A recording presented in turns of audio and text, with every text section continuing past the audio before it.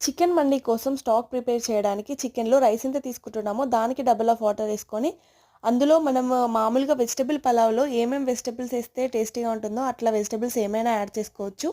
కాకపోతే హోల్ గరం మసాలా, టేస్ట్‌కి సరిపడా సాల్ట్, సాఫ్రాన్, లెమన్ అయితే ష్యూర్‌గా యాడ్ చేసుకోవాలి.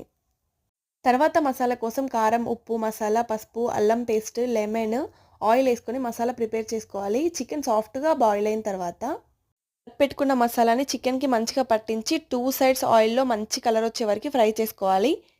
ఒక 30, 40 టైమ్స్ వాయిస్ ఓవర్ ఇచ్చినా గూడా నాకస్సలు ఈ వీడియోకి వాయిస్ ఓవర్‌కి వర్కౌట్ అవ్వలేదు. బట్ సేమ్ ట్రై చేసి చూడండి. కొంచెం అటు ఇటుగా అడ్జస్ట్ చేసి సూపర్ పర్ఫెక్ట్ వస్తుంది. బగారా పోపులాగా ఏసుకున్న తర్వాత దాంట్లో చికెన్ స్టాక్ యాడ్ చేసుకొని బాయిల్ అయితున్నప్పుడు రైస్ ఏసుకొని లిడ్ క్లోజ్ చేసేటప్పుడు పీసెస్ బ్రౌన్ ఆనియన్ చార్కోల్ మీద నెయ్యేసి దమ్ చేసుకుంటే చికెన్ మండి రెడీ. సూపర్ టేస్టీగా ఉంటుంది.